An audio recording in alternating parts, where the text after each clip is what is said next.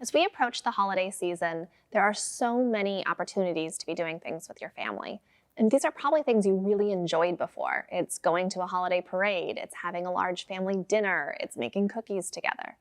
But if your family is in the middle of recovering from an eating disorder, it's time to take a moment to stop and assess and figure out if you're going to fully participate in the holidays, if you're going to skip the holidays, or if you're going to take a middle of the road path.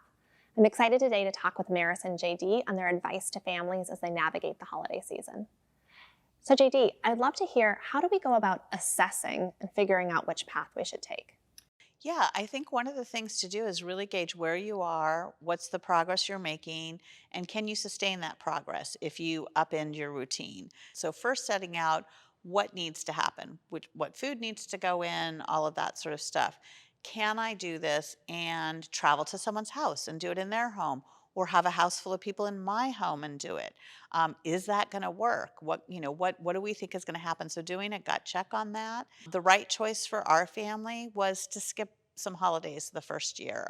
Just too much other people around, too much focus on food, just sort of a whole bunch of things. And I think that this is a place where we talk about what the decisions you make for now, they're just the for now decisions. They're not the forever decisions. And so I do think our stepping out personally on holidays the first year enabled us to go back to everything we love and all the family celebrations and things like that the next year and the years going forward after. Yeah, I like that reminder though, that it's not forever. It's for this year and we'll try again next year. Yeah. Yeah. I want to talk about the opposite, which is fully participating in the holidays. So sometimes people are doing really well, and while the holidays are going to be a challenge, they might also be a source of joy. So Maris, I'd love to hear about when you had to fully participate in the holidays, but you were still working on your recovery. So the first year that comes to mind is probably a year we shouldn't have tried to participate as normal. And it was the first year and my family really wanted this sense of normalcy, so we dove right in. The caveat was they really accommodated the eating disorder. And it was out of this desire to participate and kind of present as everything's okay in front of the family. And my eating disorder voice was like, this is awesome. I'm getting out of what I should be eating with the rest of my family. I'm getting a special meal. I'm getting to go on that family bike ride I probably shouldn't have gone on.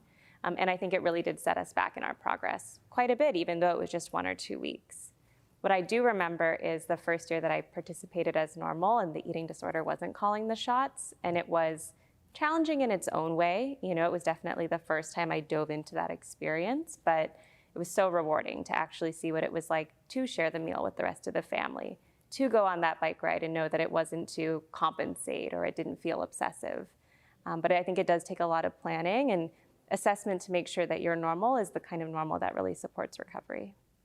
Fantastic. Okay, so because this is Equip and we talk about DBT so much, while there might be two extremes, there's always that middle path in between the two.